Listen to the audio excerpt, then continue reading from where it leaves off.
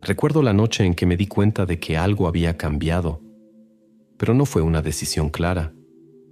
Fue más como un cansancio que no hacía ruido. Estaba mirando el celular, viendo esos mensajes que antes me atrapaban. Peticiones indirectas, silencios calculados, pequeñas culpas lanzadas como si nada, y por primera vez mi cuerpo no respondió. No fue fuerza, fue ausencia, y fue ahí donde todo empezó a desmoronarse, pero no en mí. Dime algo, con una honestidad que nunca admites en voz alta. ¿Alguna vez sentiste que necesitabas seguir siendo quien el otro necesitaba, solo para no perder lo poco que recibías? ¿Ya te diste cuenta de que, aún herido, seguías intentando explicar mejor, como si el problema fuera la forma en que sentías? Y lo peor, ¿ya sospechaste, en silencio, que si dejabas de intentarlo, tal vez toda la relación simplemente dejaría de existir? Carl Jung escribió algo que me persiguió durante días.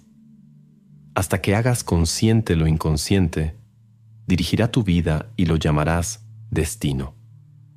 Y tal vez eso es exactamente lo que pasó aquí, porque cuando dejaste de hacerlo, no fue solo un comportamiento lo que cambió, fue un papel el que dejó de interpretarse. Y si haces eso en silencio, si te retiras sin anuncio, sin escándalo, sin explicación, te vas a reconocer aquí. Porque lo que ocurre después no parece una reacción, parece una revelación. Hay una parte de todo esto que nadie te contó, porque no es bonita ni fácil de admitir.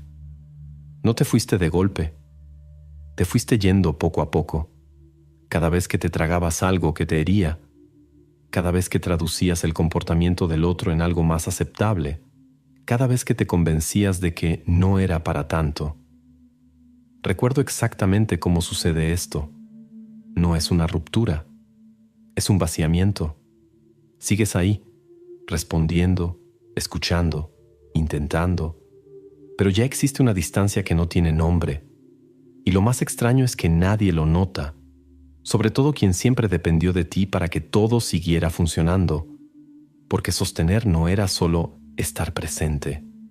Era ajustar el tono de la conversación. Era evitar ciertos temas. Era anticipar reacciones. Era cargar con los dos lados de la relación sin admitirlo ni siquiera para ti mismo. Y quizá lo más difícil de aceptar sea esto. No solo estabas amando, estabas regulando a alguien. Hay un fragmento que escribí una vez, en una de esas madrugadas en las que el cuerpo aún está en la relación, pero la mente ya se fue. Empecé a darme cuenta de que no se trataba de lo que yo sentía. Se trataba de lo que necesitaba evitar hacerle sentir a él. Y cuando eso se vuelve automático, desaparece sin darte cuenta. Carl Jung hablaba de la construcción de una persona, una especie de máscara adaptativa que usamos para mantener vínculos, evitar el rechazo, sostener estructuras que no sobrevivirían a la verdad. Pero lo que él no dice de forma directa, y que la vida deja en evidencia, es el precio de eso en lo cotidiano. Empiezas a dividirte. Una parte de ti siente, otra parte de ti corrige lo que siente, y una tercera intenta mantener todo en pie, aun sabiendo que eso no se sostiene por sí solo. Y es ahí donde algo cambia. No con ruido, no con una valentía repentina, sino con un tipo de cansancio que ya no negocia. Dejas de explicar, dejas de anticipar, dejas de suavizar. Y por primera vez, no reaccionas. Y es exactamente en ese punto cuando el otro empieza a darse cuenta. No porque dijiste algo, sino porque dejaste de sostener lo que nunca fue equilibrado.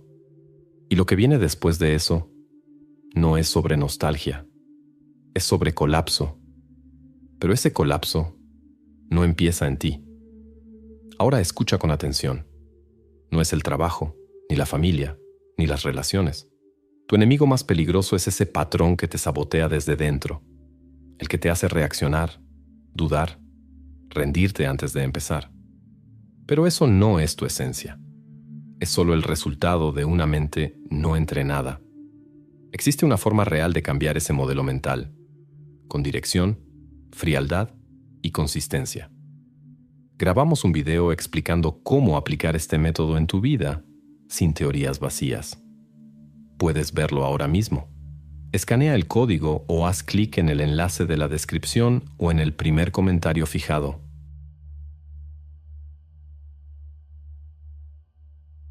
La primera reacción no parece desesperación. Si la miras rápido, parece exactamente lo que siempre quisiste.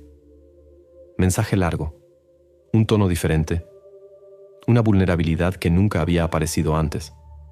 Reconocimiento, disculpas, presencia.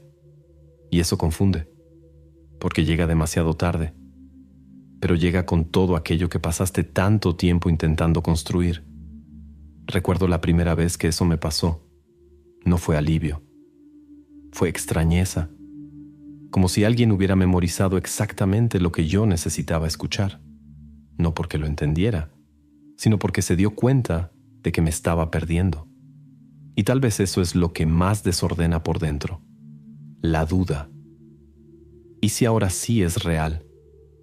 ¿Y si estoy renunciando en el momento equivocado?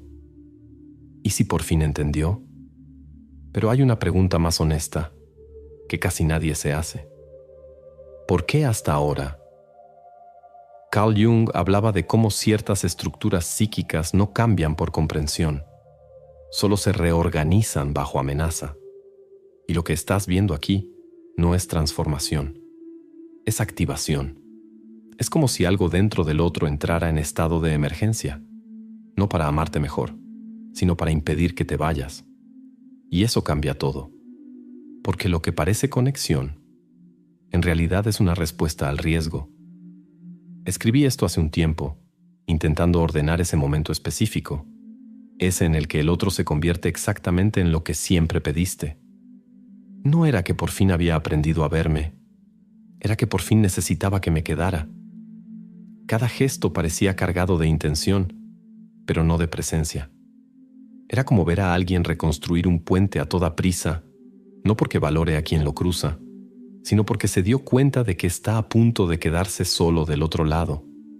Y cuando ves eso, algo se rompe, porque te das cuenta de que el acceso siempre estuvo ahí, la escucha, la validación, la disponibilidad. Nunca fue incapacidad, fue elección. Y eso es más difícil de digerir que la ausencia, porque destruye esa narrativa cómoda de que no sabía, no podía, no era capaz. Sí podía, solo que no lo hacía cuando tú lo necesitabas. Este tipo de claridad no trae alivio inmediato. Trae un silencio extraño, porque una parte de ti todavía quiere creer en lo que estás viendo ahora, mientras otra parte recuerda exactamente todo lo que fue ignorado antes. Y ese conflicto es agotador, porque la desesperación del otro viene acompañada de algo seductor. La promesa implícita de que, si te quedas, ahora sí va a ser diferente. Pero no es una promesa dicha, es una puesta en escena emocional. Y ahí es donde está el peligro, porque cuanto más dudas de ti, más convincente parece, más parece amor, más parece por fin, pero no lo es. Es miedo, miedo a perder la estructura que tú sostenías, miedo a enfrentar el vacío que tú llenabas, miedo a tener que existir sin el reflejo que tú ofrecías. Y cuando entiendes eso, esa intensidad empieza a cambiar de forma, no desaparece, pero pierde el encanto, se vuelve casi transparente. Empiezas a ver el patrón detrás del gesto, la intención detrás de la emoción, y por primera vez no te mueves automáticamente para cuidar, contener, explicar. Observas, y eso, por sí solo, ya cambia todo, porque la desesperación del otro necesita algo muy específico para funcionar: tu respuesta. Sin ella, no se sostiene. Y es exactamente ahí donde la siguiente capa empieza a aparecer. Ya no el pedido, sino la rabia.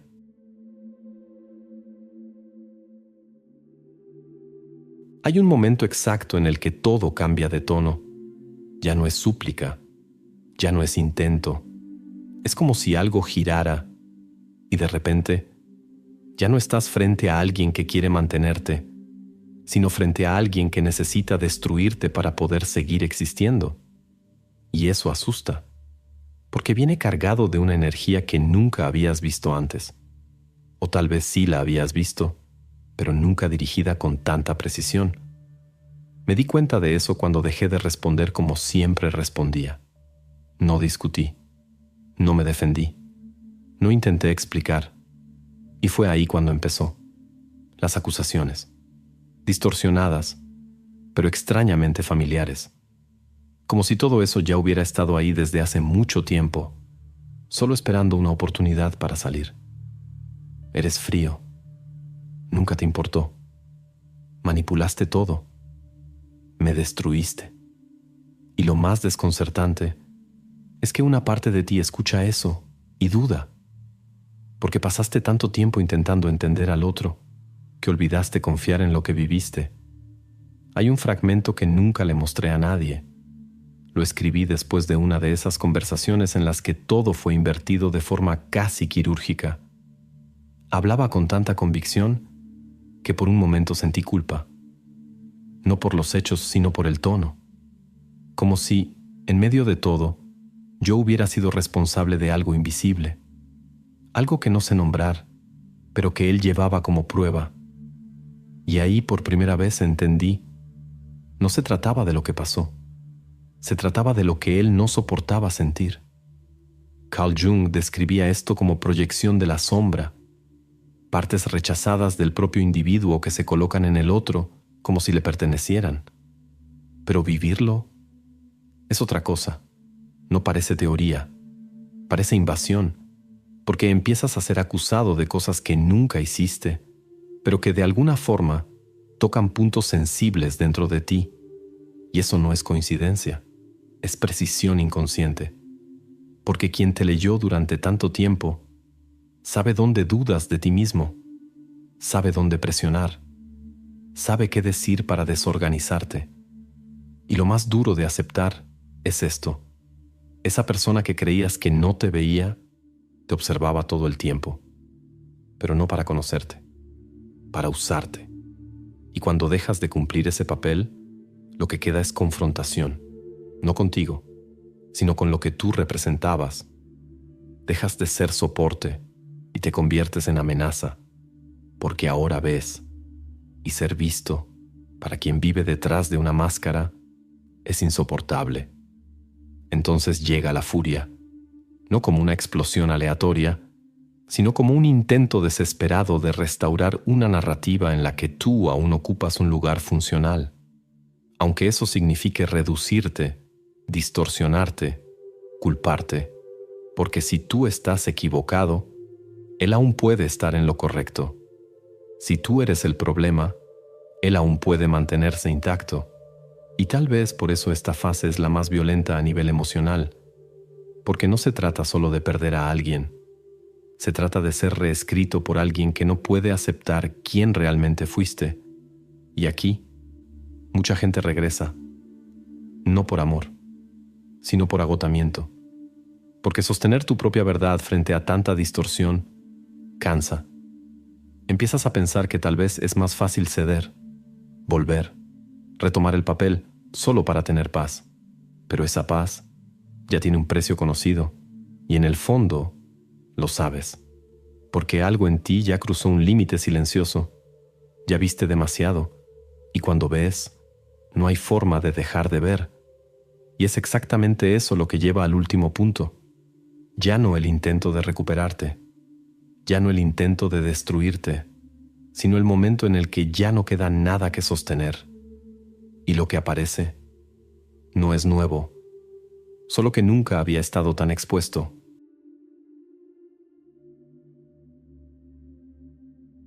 Lo que viene después de la furia no es silencio, es algo más extraño, más crudo, porque ya no hay suficiente fuerza para sostener ni siquiera el ataque. Y por primera vez, ves lo que había debajo de todo aquello que parecía tan intenso. No es rabia, no es amor, no es dolor por la pérdida, es vacío. Pero no ese vacío poético que la gente describe. Es un vacío funcional, como si algo esencial nunca hubiera sido construido ahí. Me tomó tiempo entender esto, porque crecemos creyendo que, detrás de comportamientos difíciles, siempre hay un sentimiento profundo mal resuelto, un dolor oculto, una historia que, si se comprendiera, explicaría todo. Pero aquí, no funciona así. Aquí, lo que aparece no es un dolor elaborado, es ausencia. Recuerdo un momento específico. No hubo grito, no hubo mensaje, no hubo nada. Solo una sensación, como si esa presencia que antes ocupaba tanto espacio simplemente hubiera perdido densidad, como si ya no hubiera nada ahí para reaccionar. Y eso fue más perturbador que cualquier discusión, porque ya no había nada que descifrar, ya no había nada que salvar. Escribí esto en una madrugada, tratando de darle forma a lo que estaba sintiendo en ese punto final que no parecía un final, parecía una revelación tardía. Esperé encontrar a alguien roto, pero encontré a alguien vacío. Y hay una diferencia que nadie te prepara para entender. Lo roto aún tiene partes. Aún tiene historia, conflicto, fragmento. El vacío, no. El vacío no responde, no sostiene, no construye. Solo consume lo que llega hasta que no queda nada más por absorber. Carl Jung hablaba del self compensatorio como un intento de organizar el caos interno, una estructura creada no para expresar quién es la persona, sino para ocultar lo que no puede acceder. Y cuando esa estructura cae, no queda identidad, queda ausencia. Y tal vez eso es lo que más duele aceptar. No es que la persona no te amara de la forma correcta, es que no tenía desde dónde amar, no de la forma en que tú entiendes el amor, no con presencia, no con reciprocidad, no con un reconocimiento real del otro, y eso reorganiza todo dentro de ti, porque te obliga a revisar cada recuerdo, no como algo que salió mal, sino como algo que nunca fue lo que pensabas, y eso genera un tipo específico de duelo, no por el final, sino por la ilusión. No extrañas solo a la persona, extrañas la narrativa que sostenía todo eso, la esperanza de que, en algún momento, aquello se volvería real, y dejar eso ir no es inmediato, porque una parte de ti todavía intenta rescatar sentido donde ya no existe estructura, pero otra parte, más silenciosa, empieza a aceptar que no perdiste a alguien. Saliste de un lugar donde no había nadie completo para encontrarte.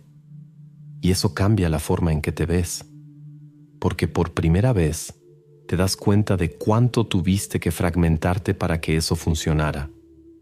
Cuánto tuviste que ignorar señales. Cuánto tuviste que adaptarte a un espacio donde no cabías tal como eras. Y aquí, algo empieza a regresar, despacio, sin anuncio, sin euforia, pero con verdad. Empiezas a reconocerte fuera de la función, fuera del intento, fuera de la necesidad de sostener al otro. Y eso no es liberador al principio. Es extraño, porque no estás acostumbrado a existir sin ajustarte. Pero con el tiempo, eso toma forma. Y el vacío que antes parecía estar en el otro, te das cuenta de que nunca fue tuyo. Tú solo estabas intentando llenarlo. Y ahora, por primera vez, esa energía regresa, no como fuerza, sino como presencia. Y tal vez eso es lo que nadie dice con suficiente claridad. El final no solo revela quién era el otro, revela quién dejaste de ser para caber ahí. Y recuperar eso toma tiempo, pero es real y diferente a todo lo que has vivido antes. La parte más difícil de todo esto no es salir, es sostener la lucidez después de haber visto. Porque hay un momento, corto, casi invisible, en el que empiezas a romantizar otra vez, no a la persona, sino la posibilidad, esa versión que casi existió, Esa conversación que parecía sincera, ese instante en el que pensaste, ahora sí, pero no fue así. Y en el fondo, sabes que nunca lo fue. Lo que todo este proceso revela no es solo sobre el otro, es sobre cuánto te fuiste alejando de ti mismo, intentando hacer funcionar algo imposible. No estabas amando solo por ingenuidad. Estabas intentando darle forma a algo que nunca tuvo estructura para existir. Y eso tiene un costo silencioso, acumulado, que no aparece en un día específico, sino en todo aquello que dejaste de ser mientras intentabas sostener lo que el otro no podía. Carl Jung decía que aquello que no enfrentamos en nosotros mismos, volvemos a encontrarlo como destino. Y tal vez esa fue la parte más honesta de todo esto.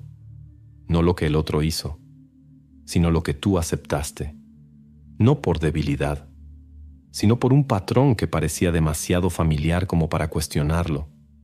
Y ahora, lo que queda no es una respuesta, es una pregunta que no cierra la historia, pero abre otra completamente distinta.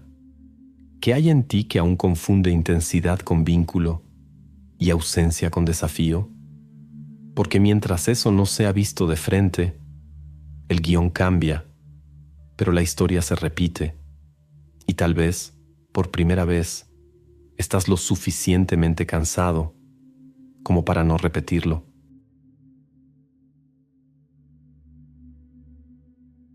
Quería agradecerte de una forma que no suene automática, porque si llegaste hasta aquí, no fue por curiosidad, fue por reconocimiento. Recuerdo cuando todavía no tenía palabras para esto. Solo sentía una incomodidad constante, como si siempre estuviera a punto de equivocarme dentro de una relación. Revisaba conversaciones, ajustaba palabras, anticipaba reacciones y llamaba a eso cuidado. Me tomó mucho tiempo darme cuenta de que eso no era conexión. Era adaptación al límite emocional del otro. Y cuando finalmente me fui, no sentí libertad. Sentí silencio. Un silencio extraño, donde ya nadie necesitaba ser convencido de nada. Y fue ahí donde empecé a escucharme de nuevo. Entonces, si alguna parte de este guión te pareció demasiado íntima, es porque probablemente ya viviste algo parecido. Y eso cambia más de lo que parece. Y si ya entendiste que una mente fuerte no nace, se entrena, entonces no te vayas sin ver el contenido completo. Solo haz clic en el enlace de la descripción o en el primer comentario fijado para descubrir cómo empezar esa transformación hoy mismo. Ahora, haz lo siguiente. Si este video te dejó incómodo, perfecto. Probablemente hizo el trabajo correcto. Suscríbete, no por motivación, sino porque este tipo de contenido no lo encuentras cuando estás bien. Y dime aquí abajo, pero sin filtro, ¿en qué momento te diste cuenta de que estabas sosteniendo algo tú solo? Y antes de irte, hay otro video apareciendo en la pantalla. No es una continuación, pero tal vez sea la parte que aún estás evitando mirar. Y honestamente, siempre es esa parte la que más revela.